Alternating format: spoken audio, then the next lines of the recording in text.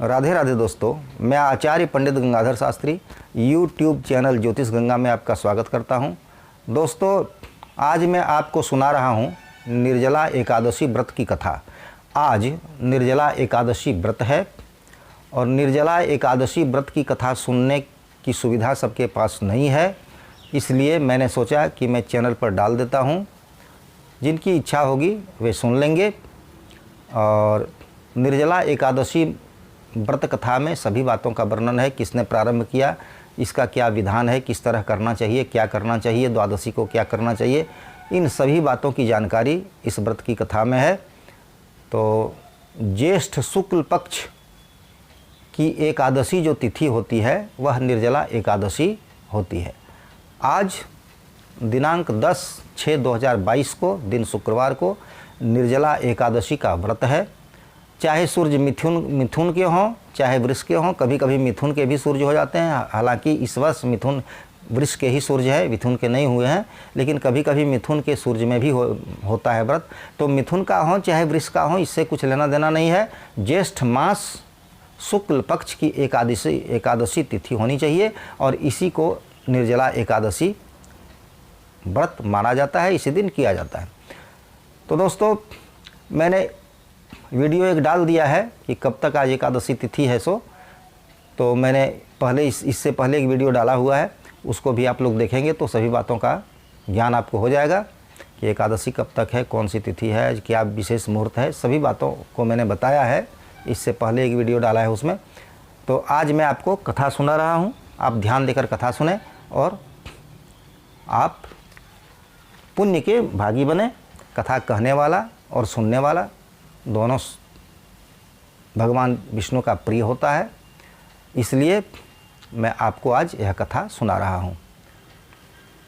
ओम गुरुर्ब्रह्मा गुरुर्विष्णु गुरुर्देव महेश्वर गुरु साक्षात् परब्रह्म तस्मै श्री गुरवे नमः। गजाननं भूतगणाधिसेवितं कपित्थजम्बो फलचारुभक्षणं उमासुतं शोकविनाशकारकं नमामि विघ्नेश्वरपादपङ्कजं। सरस्वती महाभागे विद्ये कमललोचिनी विश्वरूपे विशालाक्षी विद्यां देहि नमोऽस्तुते। कृष्णाय वासुदेवाय हरये परमात्मने प्रणतक्लेशनाशाय गोविंदाय नमो नमः। वंशी विभूषितकरानवनीरदाभा पीताम्बरादरुणबिम्बफलाधरोष्ठात् पूर्णेन्दुसुन्दरमुखादरविन्दनेत्रात् कृष्णात् परं किमपि तत्त्वमहं न जाने। शशंखचक्रं सकिरीटकुण्डलं सपीतवस्त्रं सरसीरुहेक्षणं सहारवक्षस्थलकौस्तुभश्रियं नमामि विष्णुं शिरसा चतुर्भुजं। तत्रैव गंगा जमुनाश्च तत्र गोदावरी सिन्धुसरस्वती च सर्वाणि तीर्थानि वसन्ति तत्र जत्राच्युतोदार कथा प्रसंग। बोलिए कृष्णचंद्र भगवान की जय, विष्णु भगवान की जय। भीष्मसेनवाच पितामह महाबुद्धे शृणु मे परमं वच। युधिष्ठिरश्च कुन्ती च तथा द्रुपदनन्दिनी अर्जुनो नकुलश्चैव सहदेवस्तथैव च।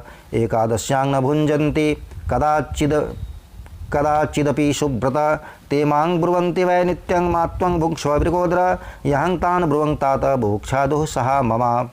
भीमसेन कहते हैं कि हे महाबुद्धि पितामह, मेरी बात सुने। भीमसेन जो हैं वे किनसे कह रहे हैं? पितामह से, अपने पितामह से कह रहे हैं कि भीष्म से कि हे पितामह मेरी बात सुने। युधिष्ठिर, कुंती, द्रौपदी, अर्जुन, नकुल, सहदेव ये एकादशी को कभी भोजन नहीं करते। वे मुझसे नित्य कहते हैं कि हे भीमसेन तुम एकादशी को भोजन मत किया करो। मैं उनसे कहता हूँ कि हे तात मुझसे भूख सही नहीं जाती, मैं दान करूँगा और विधि पूर्वक केशव का पूजन करूँगा, परंतु बिना उपवास किए एकादशी के व्रत का फल कैसे मिले। भीमसेन का वचन सुनकर व्यास जी बोले कि जो तुमको स्वर्ग अत्यंत प्रिय है और नरक बुरा मालूम होता है तो दोनों पक्ष की एकादशी को भोजन नहीं करना चाहिए। भीमसेन बोले कि महाबुद्धि पितामह मैं आपसे कहता हूँ एक बार भोजन करने से मुझसे नहीं रहा जाता, फिर उपवास कैसे करूँगा। हे महामुने, वृक्क नाम की अग्नि सदा मेरे पेट में रहता है, जब मैं बहुत सा अन्न खाऊं तब वह शांत होता है। हे महामुने, मैं एक उपवास कर सकता हूं जिससे स्वर्ग मिल जाए, उस एक व्रत को मैं विधि पूर्वक करूंगा, इसलिए निश्चय करके एक व्रत को बतलाएं जिससे मेरा कल्याण हो। व्यास जी बोले कि हे नराधिप, तुमने मानव धर्म और वैदिक धर्म सुने, परंतु कलयुग में उन धर्मों के करने की शक्ति मनुष्यों में नहीं है। सरल उपाय, थोड़े धन और कम परिश्रम से महाफल प्राप्त होने की विधि मैं तुमसे कहता हूँ, जो कि सब पुराणों का सार है। जो दोनों पक्षों की एकादशी का व्रत करता है वह नरक में नहीं जाता।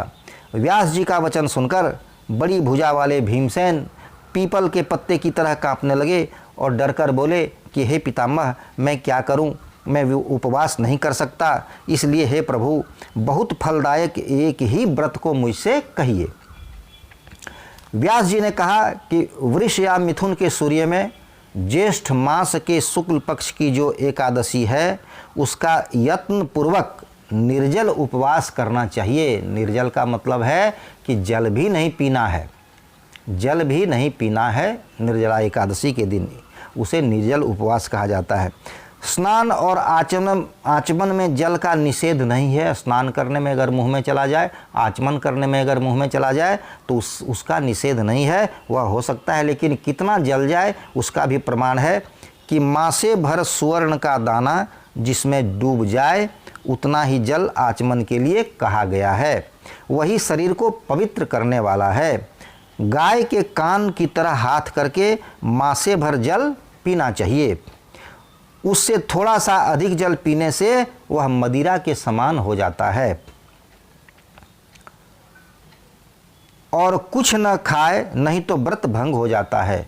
एकादशी के सूर्योदय से दूसरे दिन अर्थात द्वादशी के सूर्योदय तक जल न पिए। ऐसा करने से 12 महीने की एकादशी का फल उसको बिना जत्न के मिल जाता है। फिर द्वादशी को सवेरे निर्मल जल में स्नान करके ब्राह्मणों के लिए जल और सोने का दान करे। द्वादशी तिथि को, एकादशी को उपवास करे रात और दिन बिना जल पिए ही, और द्वादशी तिथि को सूर्योदय के बाद निर्मल जल स्वच्छ जल में स्नान करके ब्राह्मणों के लिए जल और सोने का दान करे। फिर व्रत करने वाला कृत्य होकर ब्राह्मणों सहित भोजन करे, ब्राह्मण को भोजन भी कराए। हे भीमसेन, इस प्रकार व्रत करने से जो पुण्य होता है उसको सुनो। साल भर में जितनी एकादशियाँ होती हैं उसका फल इस एकादशी के व्रत करने से मिल जाता है, इसमें संदेह नहीं। शंख चक्र गदाधारी कृष्ण भगवान ने मुझसे कहा है कि सब धर्मों को छोड़कर मेरी शरण में आओ। एकादशी को निराहार रहने से मनुष्य सब पापों से छूट जाता है। कलयुग में द्रव्य दान देने से शुद्धि नहीं है, स्मार्त संस्कार से भी सद्गति नहीं होती। इस दुष्ट कलयुग में वैदिक धर्म भी कहाँ है। हे वायुपुत्र, बार बार विशेष क्या कहूँ, दोनों पक्षों की एकादशी में भोजन न करे। ज्येष्ठ के शुक्ल पक्ष की एकादशी में जल भी वर्जित है। हे वृकोदर, इसका व्रत करने से जो फल मिलता है उसको सुनो। सब तीर्थों से जो पुण्य होता है और सब दान करने से जो फल होता है, हे वृकोदर, वह फल इस एकादशी का व्रत करने से मिल जाता है। साल भर में शुक्ल पक्ष और कृष्ण पक्ष की जितनी एकादशियां हैं उनका उपवास करने से धन धान्य, बल, आयु, पुत्र, आरोग्य सब कुछ मिलता है।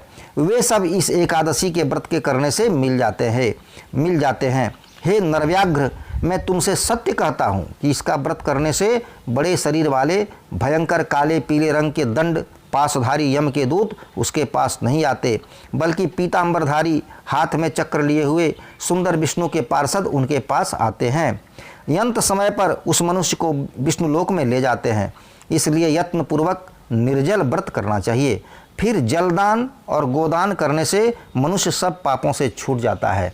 हे जन्मेजय, इसको सुनकर पांडवों ने इस व्रत को किया। उसी दिन से भीमसेन ने इस निर्जला एकादशी का व्रत किया। तभी से इसका नाम भीमसेनी विख्यात हो गया। इस निर्जला एकादशी का नाम भीमसेनी एकादशी भी है। भीमसेनी क्यों है, इसकी कथा आपने सुना।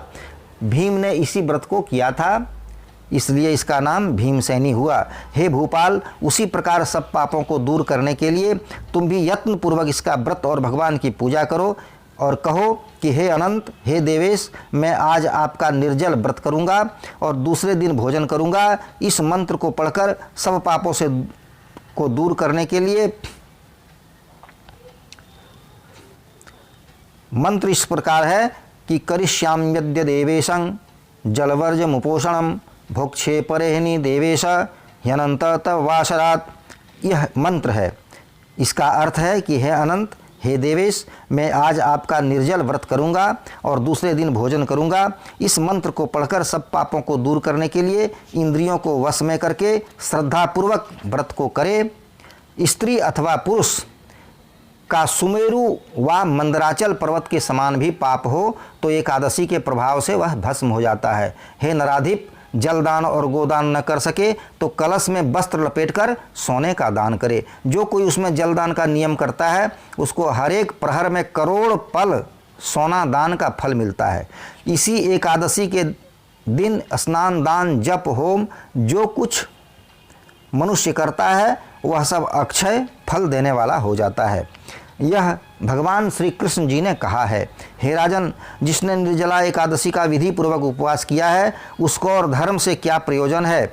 इस व्रत करने वाला विष्णु लोक को जाता, अर्थात जिसने निर्जला एकादशी कर लिया विधि पूर्वक उसको और किसी भी धर्म करने का कोई प्रयोजन नहीं, कोई ज़रूरत नहीं। इसी से सब फल मिल जाएगा। वह व्रत करने वाला विष्णु लोक को चला जाएगा। हे कुरुश्रेष्ठ, जो एकादशी के दिन सोना, अन्न, वस्त्र का दान करता है वह सब अक्षय होता है। एकादशी के दिन जो अन्न खाता है वह पाप भोगता है। इस लोक में वह चांडाल होकर मरने के अनंतर बुरी गति पाता है। जो ज्येष्ठ मास के शुक्ल पक्ष में एकादशी का व्रत करके दान करे वे परम पद को प्राप्त होते हैं। जिन्होंने निर्जला एकादशी का व्रत किया है वे ब्रह्महत्या, मदिरापान, चोरी, गुरु से वैर, मिथ्या भाषण, इन सब पापों से छूट जाता है। हे कौन्तेय, निर्जला एकादशी के दिन श्रद्धा और नियम से युक्त स्त्री और पुरुषों का जो विशेष कर्तव्य है उसे सुनो। जल साई भगवान का पूजन करे और गोदान करे अथवा घृत धेनु का दान करे। हे धर्मधारियों में श्रेष्ठ, अनेक तरह के मिष्ठान और दक्षिणा देकर ब्राह्मणों को प्रसन्न करे। ब्राह्मणों के प्रसन्न होने से मोक्ष देने वाले भगवान भी प्रसन्न होते हैं। जिन्होंने इसका व्रत नहीं किया उन मनुष्यों ने आत्मा से द्रोह किया है। वे पापी, दुराचारी और दुष्ट हैं और निःसंदेह उनके सैकड़ों कुल दुराचारी हो जाते हैं। और जिन मनुष्यों ने शांतिपूर्वक दान और भगवान का पूजन किया है उन्होंने अपने समेत 100 पीढ़ी के पूर्वजों को विष्णु लोक में भेज दिया है। जो कोई उपवास करके रात्रि में जागरण करते हैं और निर्जला के दिन अन्न, जल, गौ, वस्त्र, शैया, आसन, कमंडलू, छत्र, पादत्राण इनका सुपात्र को दान देते हैं वे सोने के विमानों में बैठकर स्वर्ग को जाते हैं। जो कोई भक्ति से इस कथा को सुनते अथवा कहते हैं वे दोनों निःसंदेह स्वर्ग को जाते हैं। मनुष्य को सूर्य ग्रहण में श्राद्ध करने से जो फल मिलता है वह इसके सुनने वालों को तथा सुनाने वालों को मिलता है। दातुन करके इसका नियम करना चाहिए। द्वादशी के दिन एकादशी को उपवास कीजिए और द्वादशी के दिन आपको क्या करना है कि पहले दातुन कीजिए सुबह में प्रातःकाल और द्वादशी के दिन गंध, पुष्प, जल और दीपक से देवताओं के ईश्वर भगवान वामन जी का पूजन करना चाहिए। विधि पूर्वक पूजन करके इस मंत्र का उच्चारण करें कि देव देव हृषिकेश संसारार्णवतारक जल कुंभ प्रदानेन नमांग परमांग गतिम। इसका अर्थ है कि हे देवताओं के देव, हे इंद्रियों के ईश्वर, हे संसार समुद्र से पार करने वाले, जल से भरे हुए कलश के दान करने से मुझको परम गति दीजिए। ऐसा कहकर ब्राह्मणों के लिए शक्ति से के अनुसार कलश देने चाहिए। हे भीमसेन, अन्न, वस्त्र, छाता, जूता, फल युक्त कलश देना चाहिए और भी दान देना चाहिए। जल और गाय का दान अवश्य करे।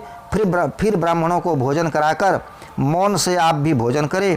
इस प्रकार जो पवित्र और पापों को दूर करने वाली एकादशी का व्रत करता है वह पापों से छूटकर परम पद को प्राप्त होता है। श्री ब्रह्म वैवर्त पुराणे ज्येष्ठ शुक्ला निर्जला एकादशी व्रत महात्म्यम। हरिओम तत्सत, हरिओम तत्सत। बोलिए कृष्णचंद्र भगवान की जय, वृंदावन बिहारी लाल की जय।